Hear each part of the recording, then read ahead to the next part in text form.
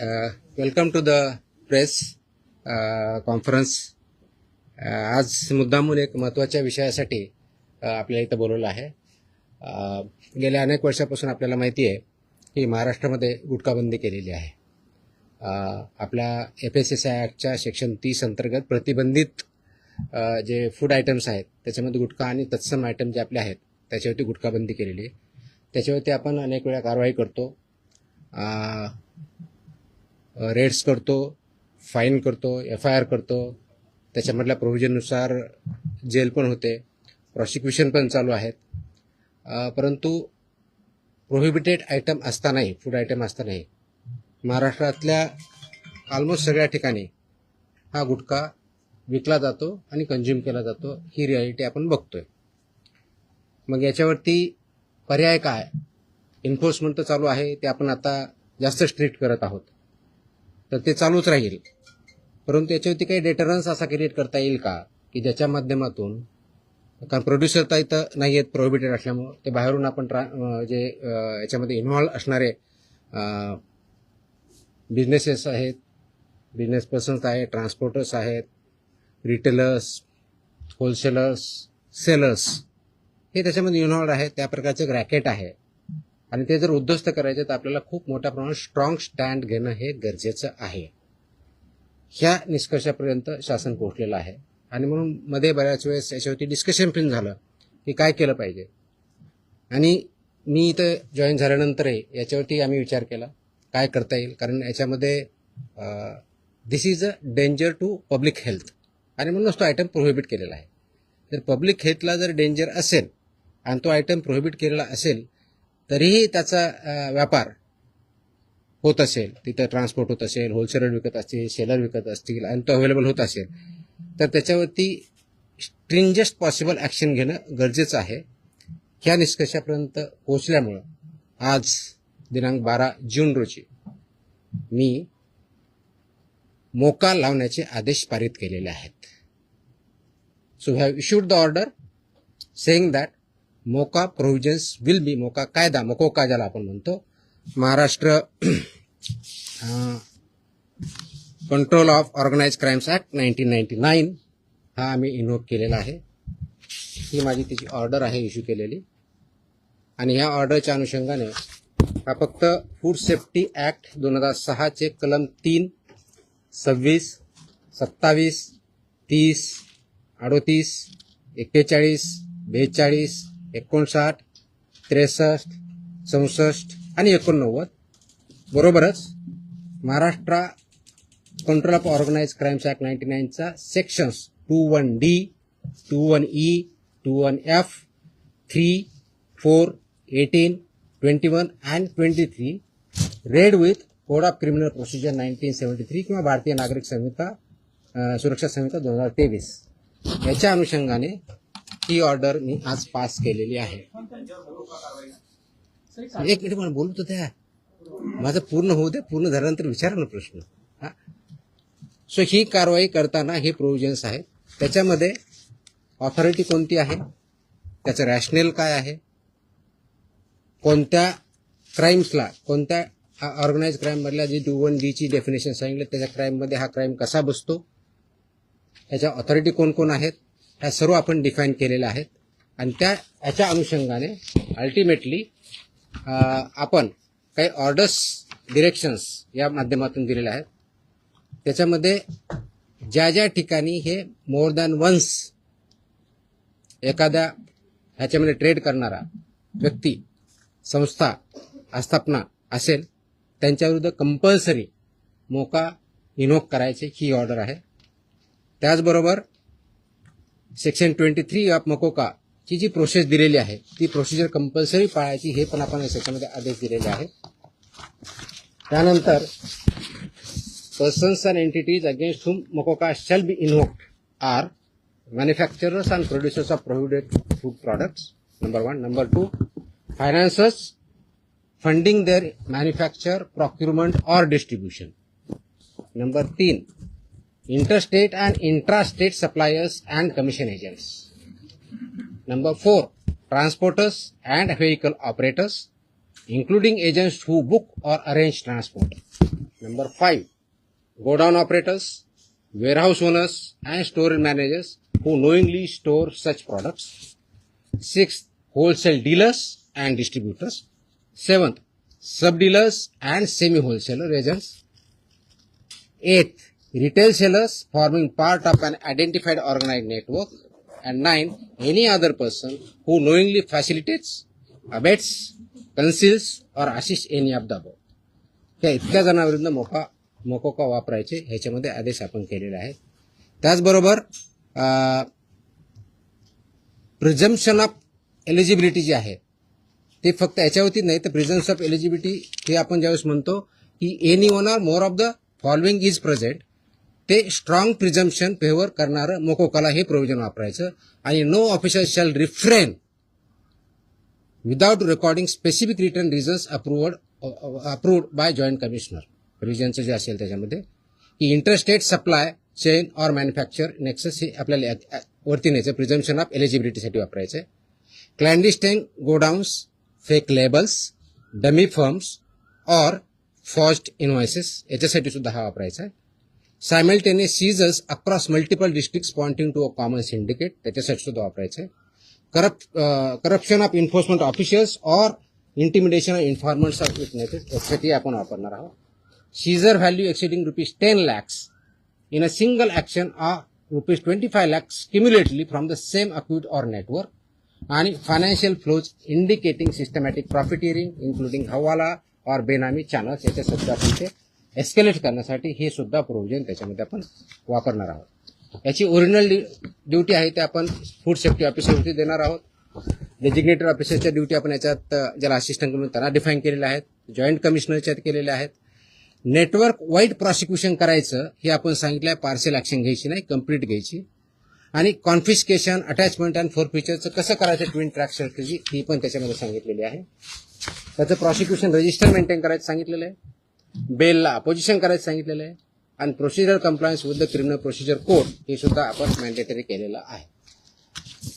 याचा सर्वांचा ऑब्जेक्टिव्ह जो आहे बेसिकली आपण मोका का वापरतोय कारण हा स्ट्रिंजंट लॉ आहे, आय अंडरस्टँड. आणि त्याचं म्हणूनच खूप थॉट करून विचार करून याच्यावरती कायद्याचे जे कलम आहेत, सेक्शन्स आहेत त्याचा अभ्यास करून this order is basically done to prosecute in the interest of food safety in violation but as an organized crime against public health. हा क्राईम पब्लिक हेल्थच्या अगेन्स्ट आहे. आणि आर्टिकल 47 ऑफ द कॉन्स्टिट्यूशन जे आहे ते स्टेटला मॅन्डेट करतं. That is where my order begins with. आणि तुम्हाला copy me देईलच, press note बरोबर ही कॉपी पण असेल so that you can go through that order.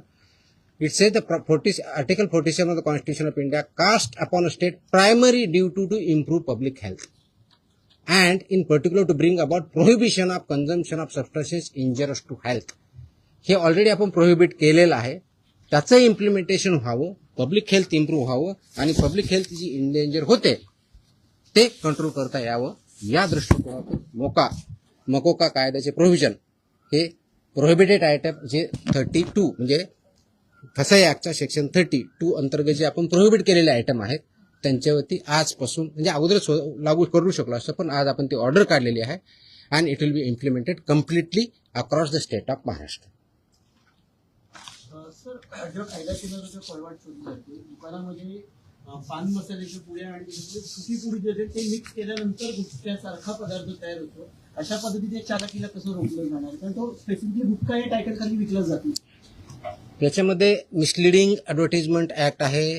तुम्हाला काही दिवसापूर्वी कारवाई केलेली बघितली. फसाईमध्ये सुद्धा मिसलीड करणं, लेबलमध्ये चुकीची माहिती देणं, इन्ग्रेडियंट चुकीचे असताना वेगळा क्लेम करणं हा सुद्धा गुन्हा आहे. त्यानुसार आपण कारवाई करतो त्याच्यावरती. दिस इज मिसलिडिंग. ते मिसलिडिंगला कायदा आहे. दुसरं मिश्रण जे असतं जे पान मसाला त्याला सुद्धा याच्या अंडर घेतलं जातं ते तंबाखू. मी तेच सांगतोय की आपल्याला कोणताही एखादी ज्यावेळेस प्रॉडक्ट असतो त्याच्यावरती लेबल कोणतं असावं, ते कोणत्या स्टँडर्डचं असावं, त्याच्यामध्ये कोणते कोणते इन्ग्रेडियंट असावे, त्याची काय व्हॅल्यू आहेत वेगवेगळ्या त्या मॅन्डेट दिले. त्याचे रेग्युलेशन्स आहेत. फसाईमध्ये रेग्युलेशन्स दिलेले आहेत, व्हेरी क्लिअरली दिलेले आहेत. त्याचबरोबर ॲडव्हर्टायझिंग आणि मार्केटिंगचे सुद्धा रेग्युलेशन्स क्लिअरली आहेत. त्याचं व्हायोलेशन जिथं जिथं होतं त्या प्रोव्हिजनचा वापर आम्ही तिथं करणार आहोत. सर, याची जेव्हा कारवाई केली जाते तेव्हा लोकल पोलिसांची भूमिका खूप महत्वाची असते. स्पेशली बेट मार्शल आणि यांचा जो व्हिजिलन्स असतो तो अनेक वेळा नेक्सस तिकडे दिसून येतो अनेक पानटपऱ्यांवरती. ते कसं ब्रेक केलं जाणार, कारण आपल्याकडनं कडक कारवाईची तरतूद सगळ्यांकडून. त्याच्यामुळे तुम्ही जर आता मी वाचलं व्यवस्थित ऐकलं असतं तर त्याच्यामुळे तुमच्याकडनं प्रतिक्रिया त्याच्यावरती अपेक्षित. पोलीस आणि हे नेक्सस ज्या ठिकाणी it's not about police or FDA किंवा food safety officers. It is the holistic. याच्यामध्ये कंझ्युम करणारा आहे तेवढा जबाबदार आहे, विकणारा आहे तेवढा जबाबदार आहे, इन्फोर्स न करणारा आहे तेवढा जबाबदार आहे. जो कोणी जबाबदार असेल आपण त्याच्यावरती कारवाई करणार आहोत आणि स्ट्रिक्ट करतोय. तुम्ही गेल्या काही दिवसामध्ये बघितलं असेल, हा ज्यावेळेस प्रोहिबिट केला त्यावेळेसचा उद्देश हाच होता, ही it's a danger to public health. आणि ते जर टाळायचं असेल, कारण याच्यामधून काय काय आजार होतात हे मी वेगळं सांगण्याची गरज नाही. It's documented, it's in the public domain. ते करण्यासाठी आपल्याला स्ट्रिंजंट ऍक्टचे प्रोव्हिजन आपण आज का इन्व्होक करतोय, कारण जेवढ्या इफेक्टिव्हली आपल्याला करायचं होतं तेवढं होऊ शकलं ना. हा डेटाच्या आधारे तुम्हाला मी डेटा सांगतो, म्हणजे जस्ट फॉर इन्फॉर्मेशन आपल्याला हा एक असेल की आतापर्यंत गेल्या 10 वर्षात ऑलमोस्ट आपण FIR किती केलेले आहेत महाराष्ट्रामध्ये. 32चा FSSAचा जो सेक्शन प्रोहिबिट केलेला आहे त्यावरती. जे मॅन्युफॅक्चरर्स आहेत त्यांच्या विरुद्ध 260 मॅन्युफॅक्चरर्स FIR आहेत आपले. जे पुरवठादार आहेत सप्लायर्स ते 248 आहेत आणि पर्सन्स जे आहेत ते असे 190, असे 703 कोणते हे सॉरी ट्रान्सपोर्टर, म्हणजे उत्पादक 260, सप्लायर्स 248 आणि ट्रान्सपोर्टर्स 190, असे 703 FIR आहेत. सो FIR काय कमी केलेत अशातला भाग नाही. त्यांचं प्रॉसिक्युशन, त्यांची पुढची प्रोसेस आपण करतोय. पण आपल्याला अजूनही त्याच्यामध्ये कम्प्लीट याच्यामधून खरोखरच हद्दपात करण्याच्या दृष्टीने, कारण याच्यातून झाला नाही तर पुढची स्टेप आपण घेतोय आणि ती आज आपण घेतलेली आहे. Yes please. पदभार स्वीकारला एक मिनिट. गुटखा हा 2 नंबर धंदा आहे आणि याच्यामध्ये खूप मोठं अर्थकारण आहे आणि ज्याच्यामध्ये पोलीस प्रशासन सुद्धा मोठ्या प्रमाणात, खास करून बॉर्डरवरचे जे जिल्हे आहेत किंवा बॉर्डरवरचे जे पोलीस स्टेशन आहेत तर तिथून मोठ्या प्रमाणात गुटखा सप्लाय होतो. आता मी ज्या भागात महाराष्ट्र जिल्ह्यामध्ये पोलीस स्टेशनच्या मोठ्या प्रमाणात पोलीस प्रशासन काही गाड्या पकडतं, काही गाड्या सोडतं, असे पण आपण मी जे सांगितलंय की दोज हु आर रिस्पॉन्सिबल त्यांच्यावरती आपण कारवाई करणार, कुणी असू द्या. म्हणजे माझे अधिकारी होऊ शकतात, इन्व्हॉल्व जर असतील तर दुसरे कोणी असू शकतात. त्याच्यामध्ये एड्स, अबेट हे शब्दप्रयोग आपण जे केलेले आहेत त्याच्यामध्ये त्यांचं इन्व्हॉल्वमेंट जर सिद्ध झालं तर आपण त्यांच्यावरती करा. नाही FIR आतापर्यंत झालेले आहे, पण ते प्रूव्ह करण्यासाठी, you are not getting my point, ते प्रूव्ह करण्यासाठी लेट मी आन्सर दॅट. ते प्रूव्ह करण्यासाठी आपल्याला ते डॉक्युमेंटरी एव्हिडन्स लागतील, आपल्याला एव्हिडन्सेस लागतील. असे आपल्याकडे सापडले तर डेफिनेटली आपण कारवाई करू. Let me complete. याच्यामध्ये आमचे काही अधिकारी इन्व्हॉल्व आहेत असं खूप अलिगेशन होतात, कंप्लेन येतात, आम्ही त्या व्हेरीफाय करतो.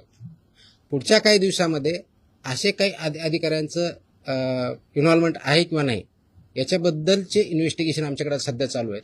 त्याच्यातून जे रिझल्ट येतील ते आपल्यापर्यंत येतीलच. तर आपण पदभार स्वीकारल्यापासून अनेक कारवाई केलेल्या आहेत. आतापर्यंत जेवढ्या कारवाई झाल्या साधारणपणे किती कारवाई झाल्या, किती तो डेटा मी प्रेसमध्ये दिलेला आहे ना.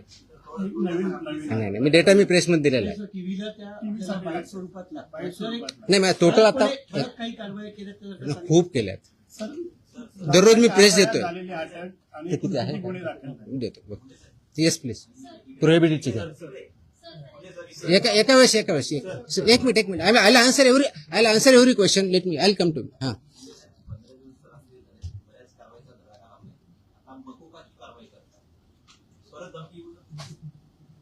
मला धमकी आलेलं कुणी सांगितलं तुम्हाला? नाही सॉरी प्लीज लुक ॲट ती जुनी क्लिप आहे, कमीत कमी 10 वर्षापूर्वीची आहे. Look at the clip. आताची क्लिप नाही याची ती. दॅट वॉज नाही that clip if I remember correctly, मला आठवत नाहीये, इफ आय रिमेंबर करेक्टली बहुतेक ती पुण्यातली क्लिप आहे. फेनाबाजी PM आहे. चेकआउट तुम्ही बघा, ते क्लिप आताची नाही. मला कोणतरी पाठवली, मला कोणतरी विचारलं, मला अशी धमकी नाही आलेली. येतो मी त्यांना. Let us focus on this. There are so many issues. Let us focus on this. Please. I'll answer on this only. 2 दिवसापूर्वी संभाजीनगरमध्ये FDAच्या पथकावर दगड फेकला आणि अधिकाऱ्यांना स्कॉर्पिओ गाडी त्यांच्या अंगावर आणण्याचा प्रयत्न केला. त्यांच्यावर पण मुकोबा अंतर्गत कारवाई होती. आता हे जे मी exactly that's what I am saying. कारण मोकोका क्लॉज वापरण्यासाठी ज्या काही प्री कंडिशन्स आहेत त्या फुलफिल झाल्या डेफिनेटली करणार आम्ही. कारण त्याला एका गुन्ह्यासाठी होत नाही. It has to be more than one offence in last 10 years. त्यांच्यावर जर झालेला असेल तर डेफिनेटली आम्ही करू. कारण त्याचं कंडिशन फुलफिल करायला पाहिजे. अदरवाईज आमचे FSSAचे ऍक्ट, BNS ऍक्ट आम्ही ते वापरतोच आहोत. आज ती जे हल्ला झाला त्याच्यावरती इमिजिएटली स्विफ्ट कारवाई पण झाली. 7 का 8 लोक त्याच्यामध्ये अरेस्ट पण झाले immediately. I spoke on with DGP also. DGPने सुद्धा इमिजिएटली त्याच्यावरती इन्स्ट्रक्शन देऊन कारवाई केली. अँड अशा प्रकारचे हल्ले आम्ही भिणार नाही. Very clearly will protect our officers आणि those who take law into their hands will show force of the law. एक मिनिट. येस नाही बाजूला तुमच्या बताऊंगा. मेरी हिंदी इतनी अच्छी है ही नहीं. जितनी भी टूटी फूटी है उसमें बात करूंगा. बोलो. एक मिनिट तुम्हाला उत्तर दिलं ना मी. आपण एकदा मराठी पूर्ण करून घेऊया मग आपण अरे थांबा ना तुम्ही. मी इथंच आहे. मी कुठे पळून नाही चाललोय. सिस्टमॅटिक होईल. भिवंडीमध्ये जे आहे ते नकली व्यक्ती अधिकाऱ्यांना अटक करण्यात आलेली आहे. त्यामुळे कशा पद्धतीने जर एखाद्या वेळी आपण ज्यावेळी धाडी टाकतो आय कार्ड असतं ऑफिसरकडे. Simple. My officers wear I card. Very clearly they show the I card. या प्रतिबंधित माल जो आहे तो बऱ्याचदा गुजरात सारख्या राज्यातून मुंबईत येतो. खास करून गुटखा असेल किंवा बऱ्याचदा भेसळयुक्त खावा देखील गुजरातवरूनच मुंबईमध्ये येतो. वाहतूक व्यवस्था करणाऱ्या अनेक लक्झरी बसेस असतात, टुरिस्ट गाड्या असतात किंवा ट्रक. यासाठी RTOची काही मदत वगैरे घेणार? मी आता वाचताना वाटलं इन्क्लुडिंग ट्रान्सपोर्टर्स. RTOची मदत घेणार? सगळ्या एजन्सी एकत्र काम करत असतात. त्याच्यामध्ये सगळ्याच एजन्सी काम करतात. आपण याच्यामध्ये मकोका लावताना किंवा हे करताना इव्हन आताचे जे FIR होत आहेत त्याच्यामध्ये आपण फक्त विकणाऱ्याला करत नाही.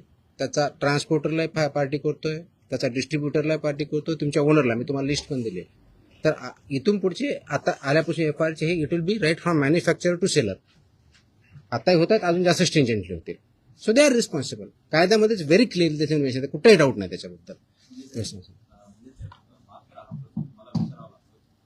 याच्या बाहेर नका विचारू. जो आपला विषय चालला तेवढाच विचार. नाही संबंधित नाही. आजच्या विषयाशी संबंधित. तुकाराम मुंडे साहेब या ज्या विभागाचा पदभार ग्रहण करतात तो विभाग नेहमी चर्चेत येतो, असं का होतं? त्याचं उत्तर तुम्ही द्या. मी कसं देणार आहे? आय मीन तो काय होतो तर you are better. No I cannot answer this.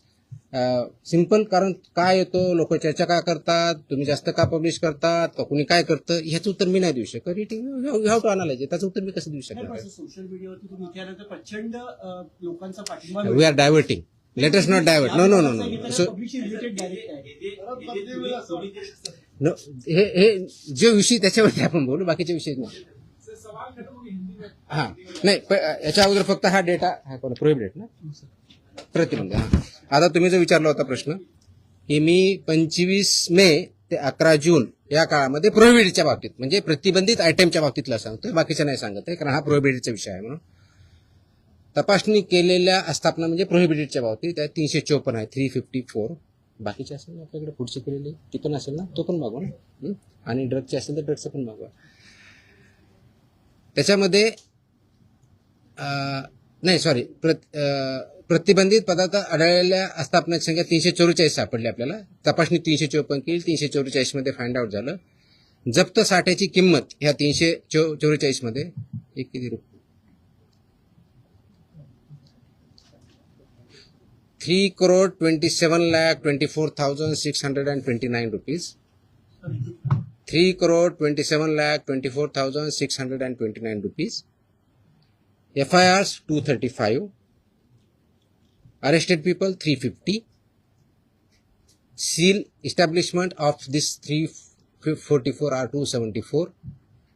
Seized vehicles are 26 and the price of that vehicle is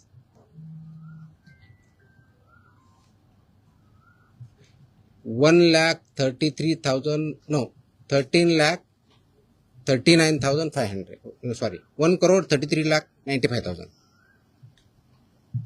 So this is about 25 मे ते 11 जून प्रोहिबिटेड आयटमच्या बाबतीत जी मोकोका आपण लावला त्याच्या बाबतीतची माहिती आहे. 26. त्याची कॉपी पाहिजे, कॉपी द्या सर्वांना. ओके.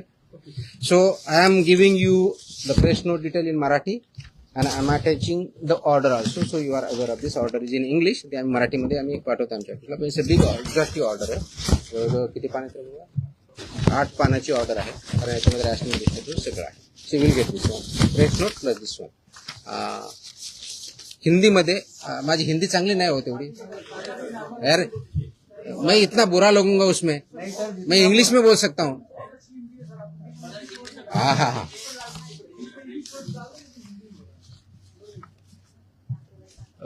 आप सब जानते हैं कि महाराष्ट्र में FSI एक्ट के तहत सेक्शन 30 के अंदर प्रोहिबिटेड आइटम्स है, जैसे कि गुटखा, पान मसाला, इसमें एक आइटम से प्रोहिबिटेड है.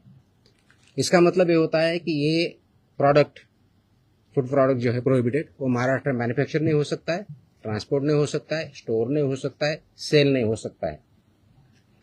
फिर भी बहुत कार्रवाई करने के बावजूद इसका सेलिंग और अवेलेबिलिटी महाराष्ट्र में कई जगहों पे पाया जाता है.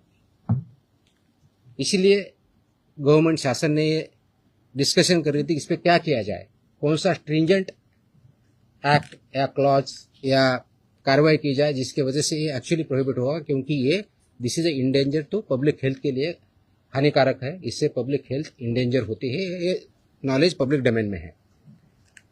तो इसके तहत आज हमने मोकोका एक्ट जो है महाराष्ट्र का, Maharashtra control of organised crime act 1999, ये इसमें इन्वोक करने का निर्णय लिया है, लागू किया है कि जो ये बिजनेस में मैन्युफैक्चरिंग करते हैं, ट्रांसपोर्ट करते हैं, सेल करते हैं, डीलर्स है, सेमी डीलर्स है, ये सबको ये प्रोविजन के अंदर अभी कार्रवाई की जाएगी. उसकी जो प्रोसीजर दी है सेक्शन 23 के अंदर मोकोका के, वो फॉलो करके ये मैंडेटरी किया गया है कि जो मोकोका के प्रोविजंस के में लायबल है वो मैंडेटरी हमारे ऑफिसर एफआईआर करते समय मोकोका का प्रोविजन एक्ट इन्वोक करेंगे और उनको पनिशमेंट करेंगे. इसका ऑब्जेक्टिव है, उद्देश्य है कि पब्लिक हेल्थ जो इंडेंजर हुई है इसकी वजह से, उसको पूरा तरह से रोका जाए.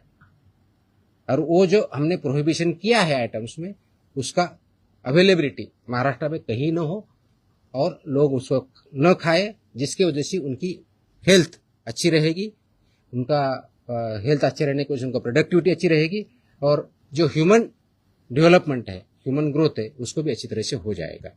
इसीलिए ये प्रोविजन आज हमने इन्वोक किया है. इसका ऑर्डर हमने आज as a commissioner food safety Maharashtra बोल के इश्यू किया है और ये लागू हो रहा है और ये सब स्ट्रिक्टली आगे इम्प्लीमेंट होगा. अब तक का लास्ट 10 साल में जो मैन्युफैक्चरर्स है उनके खिलाफ 260 एफआईआर हुए हैं, जो सप्लायर्स है 248 एफआईआर हुए हैं, जो ट्रांसपोर्टर्स है 190, ऐसे 703 एफआईआर भी हो चुके हैं. इसका डेटा हमने मांगा है, उसका एनालिसिस भी चल रहा है. तो मेरी ये सुझाव है, वार्निंग है, those who are involve in this business, इधर मैन्युफैक्चरर और ट्रांसपोर्टर्स और सेलर्स और डीलर्स और सेमी डीलर्स, ये महाराष्ट्र में आप काम बंद कीजिए, नहीं तो ये कानून के हिसाब आपको कड़ी से कड़ी जो आपको सजा इसमें पता है वो दिया है, इसी शासन सजा देंगे, प्रोसिक्यूट करेंगे और हम महाराष्ट्र जो प्रोहिबिटेड आइटम है उसमें नहीं मिलने देंगे. ये जो हमने बताया कि इसमें कौन कौन आता है, तो इसमें मैन्युफैक्चरर आएंगे, manufacturer end producers of prohibited items, financiers funding जो करते हैं मैन्युफैक्चर के लिए या प्रोक्यूरमेंट के लिए या डिस्ट्रीब्यूशन के लिए, वो भी आएंगे. इंटरस्टेट और इंट्रास्टेट सप्लाईज जो है वो भी इसमें आएंगे, कमीशन एजेंट्स भी इसमें आएंगे, ट्रांसपोर्टर्स आएंगे, व्हीकल ऑपरेटर्स आएंगे, इंक्लूडिंग एजेंट्स हु बुक और अरेंज फॉर ट्रांसपोर्ट, वो भी आएंगे. गोडाउन ऑपरेटर्स आएंगे, वेयरहाउस ओनर्स आएंगे and store managers who knowingly store such products, वो भी आएंगे. होलसेल डीलर्स एंड डिस्ट्रीब्यूटर्स भी आएंगे, sub dealers and semi wholesalers भी आएंगे, एजेंट्स भी आएंगे, retail sellers forming part of an identified organised network भी आएंगे, और एनी अदर पर्सन नोइंगली, जानबूझ के उसको अबेट करता है, इंफॉर्मेशन कंसील करता है या असिस्ट करता है, ये सब के खिलाफ चलेगा. सेलर है।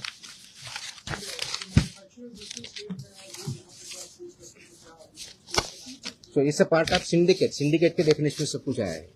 Organized crime. That's why it is an act. That's why this is become an organized crime, and they are working as a syndicate. That's why we are invoking these provisions. They are supporting.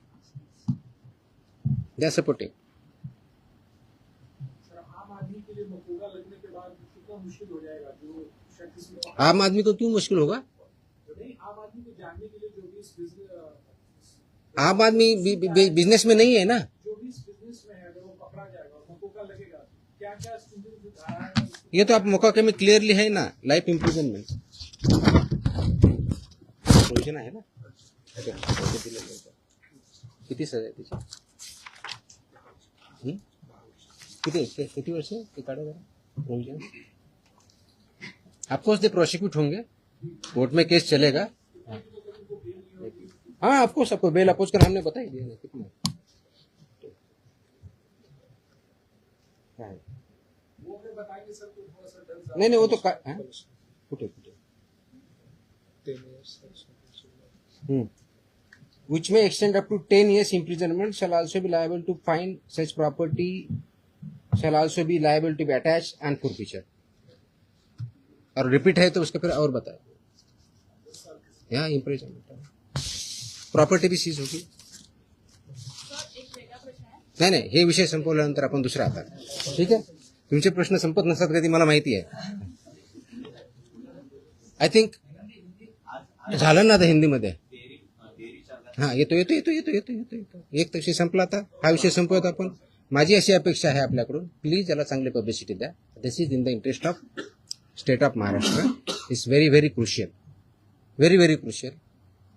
Many people have fallen prey to दिस.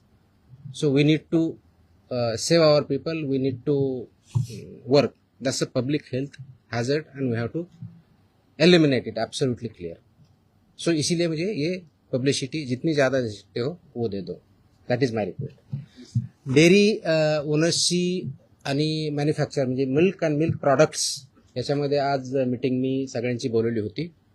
उद्देश हा होता की dairy सेक्टरमध्ये जे फसाईचे regulations आहे, standards आहेत, म्हणजे सगळ्या सेक्टरमध्ये आहे, त्याच्यामध्ये डेअरीचे पर्टिक्युलरली बोलवले होते. कारण तो खूप मोठा इश्यू आहे, अनेक वर्षापासून आहे. अत्यंत चांगले लोक काम करणारे त्याच्यात आहेत आणि काही त्याच्यामध्ये चुकीचं काम करणारे पण आहेत.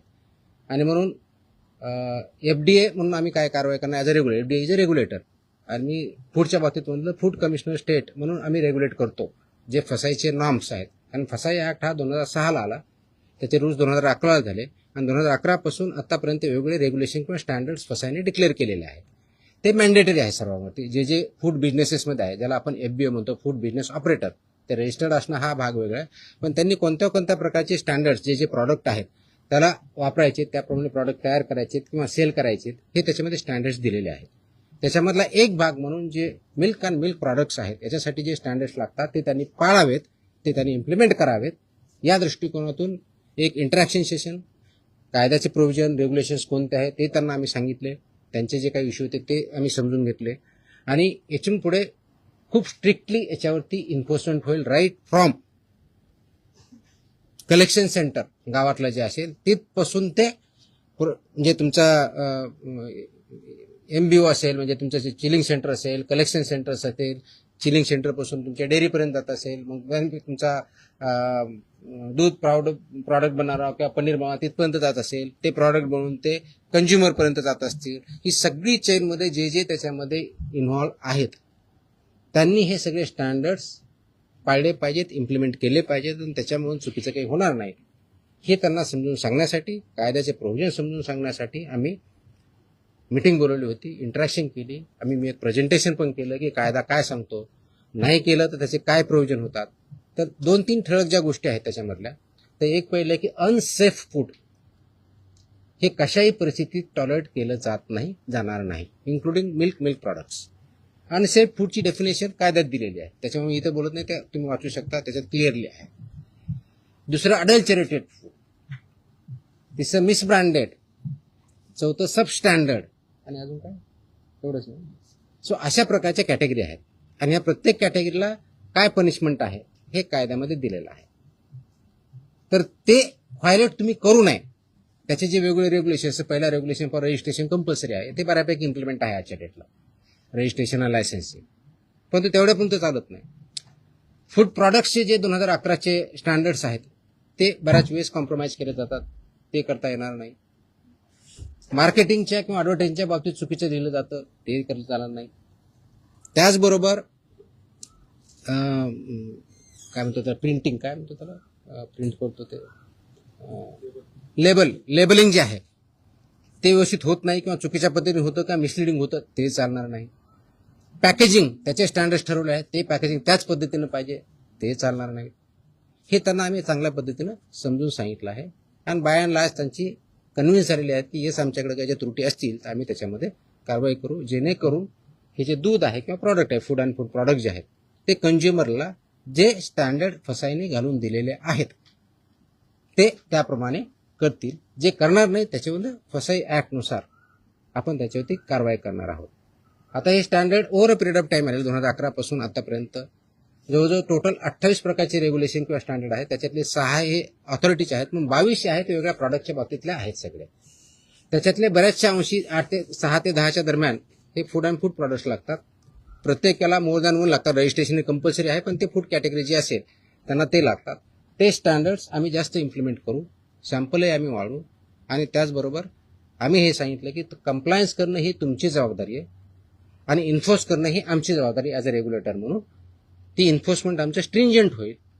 त्याच्यामुळं आपण स्वतः आपल्या आदनीचं ज्यांच्याकडून तुम्ही दूध घेता, जे चिलिंग सेंटर्स आहेत, जे तुमचे प्रॉडक्ट्स आहेत, तुमचे प्लांट्स आहेत, त्या ठिकाणी याचं कोणतंही व्हायोलेशन होणार नाही याची काळजी तुम्ही घ्या.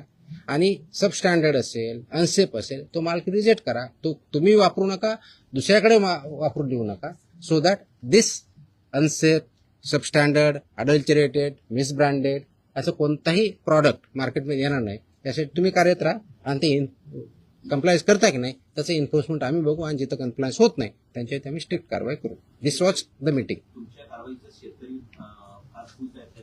तुमच्या कारवाईच्या नंतर आठवडी तालुक्यामध्ये तुमचा दुग्धाभिषेक करण्यात आला. दुधाचे रेट वाढतील असं वाटतं तुम्हाला? रेट माझ्या हातात नाही आहेत. वाढवणं हा इज अ फ्री मार्केट. त्याच्यामुळे दुधाचा किती रेट असावं ते डिमांड सप्लायवरती ठरलं जाईल. पण आपण अडल्चरेशन बंद करू शकलो, आपण सबस्टँडर्ड दूध बंद करू शकलो, प्रॉडक्ट्स बंद करू शकलो, तर ऑफकोर्स प्युअर दुधाला डिमांड वाढेल. ऑफकोर्स मार्केट फोर्सेसनुसार त्याचे जे काही परिणाम होते ते होते. आतापर्यंत ज्या कारवाया झाल्या, अनेक जप्त केलेला माल आहे तो टेस्टिंगसाठी पाठवण्यात आलेला आहे. किती अहवाल येणे बाकी आहे? आता खास करून दूध किंवा दुग्धजन्य पदार्थ यांचे लवकर नाशवंत होतात. त्याची आम्ही काळजी घेत आहोत. त्याचे जे पिरियड दिलेला आहे, ड्रगच्या बाबतीत 60 दिवसाचा असतो, फूडच्या बाबतीत 14 दिवसाचा असतो, त्या वेळेतच येतील आम्ही इन्श्युअर करतोय. त्याची सुद्धा मी आढावा घेतलेला आहे. आपल्याकडं 3 ठिकाणी आपल्या स्वतःच्या लॅब आहे. पुण्याला आपली हेल्थ डिपार्टमेंटची ऑलरेडी लॅब आहे, प्लस मुंबईमध्ये BMCची लॅब आहे, प्लस गव्हर्नमेंट ऑफ इंडियाच्या फसाच्या PPP वरती लॅब आहेत. त्याच्यामुळे आपण ते सॅम्पल वेळेत कसे होतील याची आपण काळजी घेत आहोत. मनुष्यबळासंदर्भात देखील मागे एकदा भरपूर एकाच दिवशी सगळं. मग तुम्हाला परत प्रेसला यायचं नाही का असं सांगा, मी सांगू शकतो. नाही, रोज तर नाही शक्य, पण इन बिटवीन आपण भेटत जाऊ. 100 नहीं, इसमें वो प्रोहिबिटेड आइटम के लिए है. विल एज आई टेल ना, इसमें रिपीट ऑफेंसेस कितने क्या है हम देखेंगे.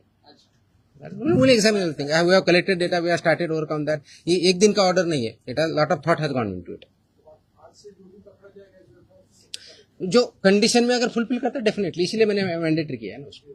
या सरकारी रुग्णालयांना, पुण्यातील आणि पिंपरी चिंचवडमधील रुग्णालयांना हिंदुस्तान अँटीबायोटिक्स कंपनीमधून औषध निर्मिती थांबवण्याचा निर्णय आपल्या विभागाने घेतला आणि औषध निर्मितीमध्ये त्रुटी आढळल्याने हॉस्पिटल औषध निर्मिती, हॉस्पिटलमध्ये जे इंजेक्शन आणि सलाईन पुरवठा करतात ना, त्या पुण्यातील आणि पिंपरी चिंचवडमधील हिंदुस्तान अँटीबायोटिक कंपनीमध्ये औषध निर्मिती थांबवण्याचा निर्णय घेतला होता असं यांनी बजावला. म्हणजे आपल्या विभागाने. कुठे कॉपी होती?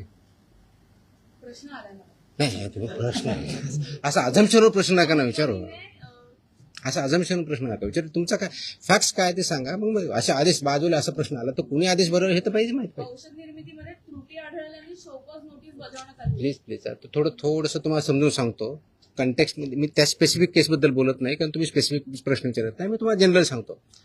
काय असतं की मार्केटमध्ये जे आपले ड्रग्ज असतात म्हणजे मेडिसिन्स असतात त्यांचं आम्ही चेकिंग करत असतो. चेकिंग करताना परत सबस्टँडर्ड, अडल्चरेटेड आणि याच्यामध्ये ड्रगमध्ये एक कॅटेगरी आहे स्प्युरियस किंवा मिसब्रँडेड या प्रकारचे आढळले तर त्याला पनिशमेंट ड्रग्ज अँड कंट्रोल ऍक्टनुसार आम्ही करतो. असे जर काही कॅटेगरी आढळल्या असते आमच्या याच्यामध्ये तर there is a provision called recall order म्हणतात त्याला आणि स्टेट ड्रग कंट्रोलर ते करत असतो. ती प्रोसेस आम्ही चालू केलेली आहे. म्हणजे आम्ही कुठं आम्हाला कंप्लेंट आले, मी व्हेरीफाय केलं, आम्हाला वाटलं, आम्ही सॅम्पल घेतले, त्याच्यातून आम्हाला ह्या 4 कॅटेगरीपैकी जी कोणती आलेली आहे तर तो प्रॉडक्ट मार्केटमधून फक्त हॉस्पिटलमधून नव्हे मार्केटमधून आम्ही रिकॉल करतो. त्या कंपनीला सांगतो आणि त्याची आम्ही पब्लिसिटी पण करतो. तर तशा प्रकारच्या ऑर्डर आम्ही ज्या केसेसमध्ये आम्ही ते recall order drug control state drug controller who is sitting here म्हणजे इथं जे आपण जॉईंट कमिशनर ड्रग HQ म्हणतो he is a state drug controller. तर त्यांच्या मार्फत इश्यू करतो आणि ते कंप्लाय करतो. पर्पज असा असतो त्याच्या पाठीमागचं की जर हे चुकीचं आहे तर ते कंझ्युम होऊ नये म्हणून ते रिकॉल ऑर्डर असते आणि बाकीचे प्रोव्हिजन ज्याप्रमाणे FIR करून किंवा जे काय प्रॉसिक्युशन करायचे त्या कंपनीवर आम्ही करत असतो. तर अशा आमच्या पुण्यातले जे एक आम्ही हे केलेलं आहे कोणते ते हां पुण्यामध्ये शेड्यूल H मधले औषधे जप्त केले होते 11.19 लाखाचे. That is Cipla company. तर त्याची तिथल्या लोकलनी केली पण इथून आमची ऑर्डर आज 1-2 दिवसामध्ये रिकॉलची जाईल. त्याच्यामुळे ते प्रॉडक्ट जे असतील ते पूर्ण मार्केटमधून पूर्ण अक्रॉस कुठे असू द्या इंडियामधले कुठे असू द्या ते रिकॉल होतील. तसेच बाकीच्याही गोष्टीवर आम्ही कारवाई केली. That is the provision you should understand. हे रिकॉल ऑर्डर असते. It's a standard procedure as per the drug control act 1940 आणि त्याच्या अंदर 1945 ची स्टँडर्ड प्रोसिजर आहे. We are following it now. कदाचित अगोदर होत नव्हती नाही माहीत मला माहीत नाही but will follow it so that public हेल्थला त्याच्यातून डेंजर राहणार नाही आणि ऑफकोर्स ज्यांनी प्रोड्यूस केलेलं आहे जे सेल करतात त्यांच्यावरती नियमानुसार आपले कारवाई. ओके बिफोर यू फॉरगेट एक लास्ट अजून एक आदेश मी आज पारित केलेला आहे. हा आदेश आहे ड्रग्स म्हणजे माझ्याकडे 2 सेक्शन एक फूड आहे आणि एक ड्रग आहे. हा आदेश आहे की बऱ्याच ठिकाणी आमच्याकडे कंप्लेन येतात माहिती भेटते की हॉस्पिटलमध्ये कुणी पेशंट ॲडमिट जर असेल आणि त्याला जे काही औषधी लागत असतील तर ते त्यांच्याच फार्मसीमधून घ्यायचे अशा काही कंप्लेन असतात आमच्याकडे. By law they cannot force any hospital तिथूनच घ्यायचं मॅन्डेट नाही आहे. त्याचे आदेश आम्ही जारी केलेले आहेत. आदेश त्याची पाहिजे तो कॉपी आम्ही प्रेस कदाचित उद्या देऊ दिली का त्या पण माहितीसाठी म्हणून देतोय की ऑलरेडी केले की असं त्यांना करता येत नाही. कोणत्याही पेशंटला जर बाहेरून आणायचं हा त्यांचा चॉईस आहे. यू कॅनॉट फोर्स एनीबडी की तुमच्याच फार्मसीमधून किंवा ह्याच फार्मसीमधून किंवा त्याच फार्मसीमधून घ्या हे तुम्ही पेशंटला फोर्स करू शकत नाही. हे आम्ही सगळ्यांना ऑर्डर काढलेली आहे आणि इट विल बी इन्फोर्स्ड कारण तो सिटिझन्सचा किंवा पेशंटचा राईट आहे कुठून परचेस करायचा. त्यांना तुम्हाला प्रिस्क्रिप्शन द्यावं लागेल. प्रिस्क्रिप्शन दिल्यानंतर त्यांना जिथून आणायचे तिथून आणतील. त्याच्यामुळे यू कॅनॉट फोर्स की तुमच्याच फार्मसीमध्ये घ्यावा. तो पण आदेश आज आम्ही पारित केलेला आहे. जर डॉक्टरने लिहून दिलं प्रिस्क्रिप्शन तो त्याच्यात जो प्रिस्क्रिप्शन किंवा गोळ्या जे काही लिहून देईल ते फक्त त्याच्याच मेडिकलमध्ये अवेलेबल असतं. जर दुसरीकडे घ्यायला लागला तर तिथं उपलब्ध नसतं. असं का बरं होईल?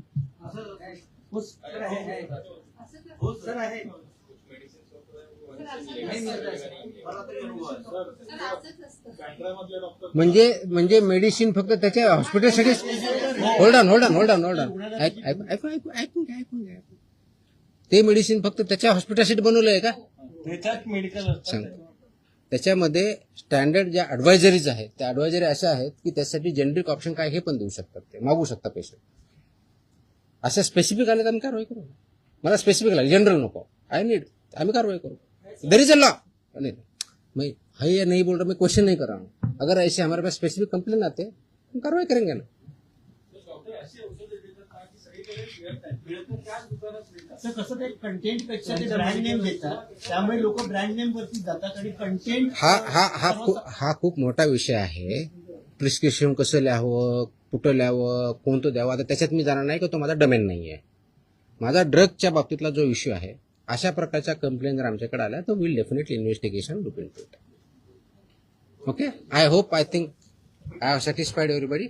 आणि मकोकाला जरा वाईट पब्लिसिटी आहे. येस, या अगोदर नाही सांगायचं का? अरे नाही, आता नाही, बाकीचे सगळ्यांना नाही, प्रिंटमध्ये it is required and it is essential also. Okay, चलो, थँक्यू. सर, पीएम म्हणजे ट्रेडमार्क